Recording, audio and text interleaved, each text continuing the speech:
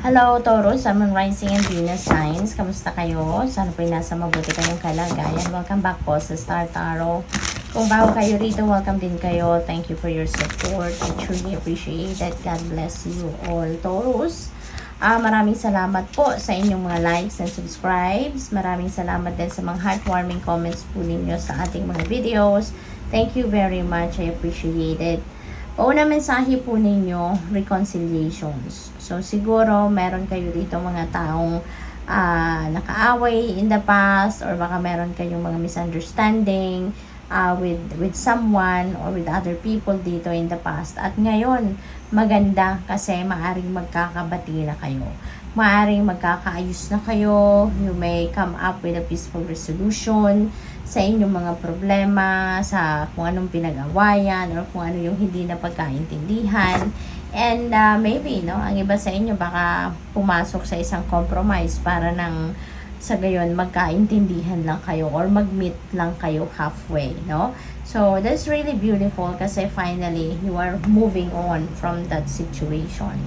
And number 55, no, the farther gate, ayan, bold step forward. So, maybe ang iba sa inyo din, kailangan, siguro merong opportunity, no, na paparating tulad nito. So, there's definitely an opportunity na siguro dadating sa buhay ninyo sa ngayon. And it may require you, no, to step forward boldly, no? So, siguro kailangan dito ninyo na lumabas kayo sa inyong comfort zone, 'di ba? Maybe kailangan mo rito na maging matibay ka talaga, maging matatag, fearless and bold sa pag-approach sa sitwasyon na ito. So this could be something na hindi ninyo nakasanayan, no? Kaya kailangan ninyo na yung parang ilalabas ninyo rito yung galing ninyo, ilalabas ninyo rito yung pagiging brave ninyo sa sitwasyon na ito. With the surrender energy rito, this is really beautiful as well, no? Kasi kapag nagsusurrender tayo, hindi ba, mas napapansin natin na mas nagiging magaan ang mga bitbitin natin sa buhay. Ay magandang marirealize ninyo na it's better to surrender to God.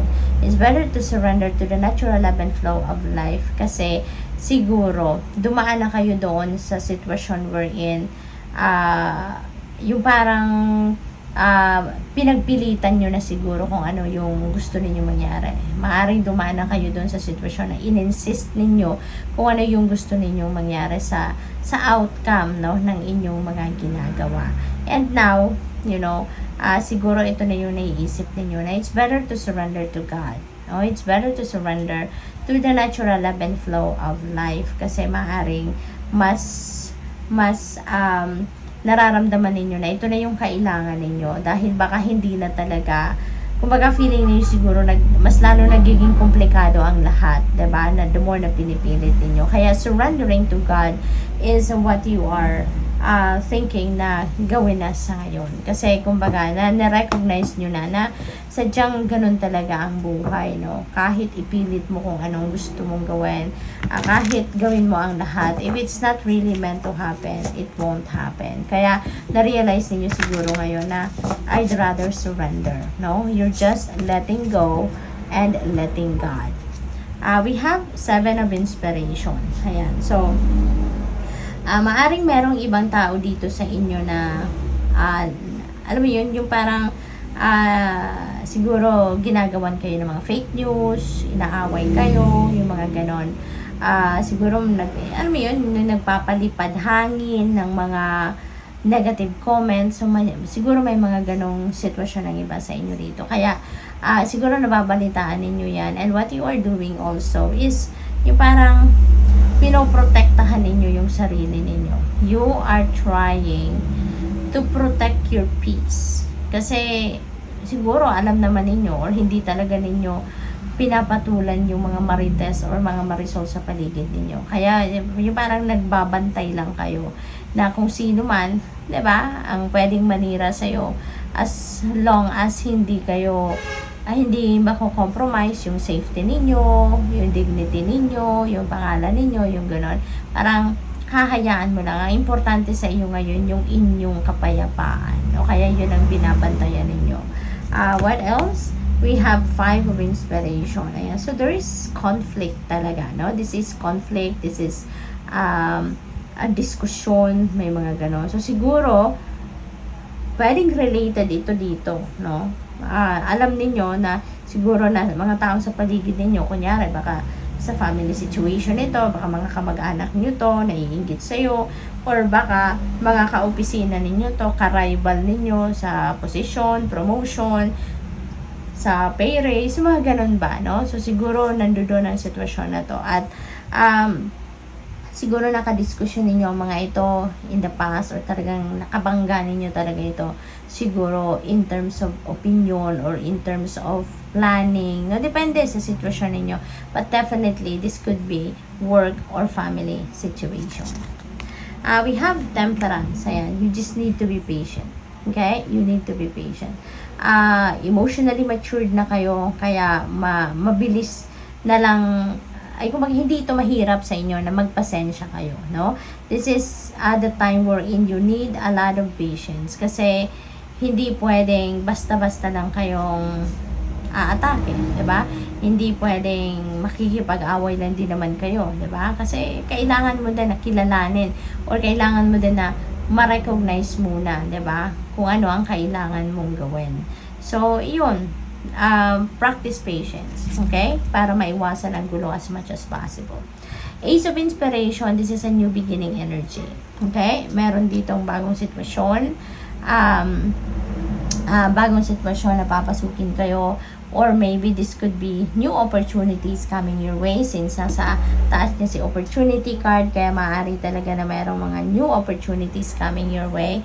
And this could also be new ideas, no? Baka mayroong bagong creative ideas dito na mag-a-arise, no? At maaring yan ay gagamitin din ninyo para kayo ay makagawa, no, ng kung ano man ang mga gusto ninyong gawin dito related sa mga opportunities na ito. Family, ayan. So siguro kapamilya, no? Feeling ko lang, siguro kapamilya ninyo ang dalawang bagay ito. It's either kapamilya ninyo yung meron kayong nakagalit in the past at kayo ngayon na magre-reconcile na, or baka kapamilya ninyo itong mga naiinggit sa'yo, or kapamilya ninyo itong mga nagpaparinig sa inyo, no? Or siguro naninira sa inyo.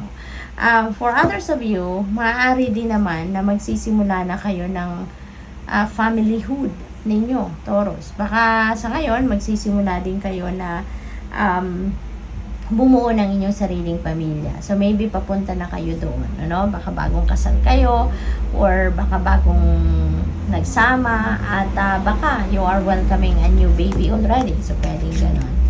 Dreams. Panaginip ito na dreams, no, Taurus. So, maybe ang iba sa inyo rito, may napapanaginipan kayo lately. So, pay attention to the elements, no, na nakikita ninyo sa inyong panaginip. Kasi this is guidance para sa'yo. Okay? Gabay ito para sa'yo ng Panginoon. Kaya, importanteng i-decode ninyo kung anong ibig sabihin ng mga elemento na nakikita ninyo sa inyong panaginip, because that could serve as your reference dito sa pag-navigate ninyo ng inyong mga situations sa ngayon. Okay? What else? We have good luck. Ayan. Ganda. Swerte. No? Siswertehin kayo ngayon, lalo-lalo na sa pera.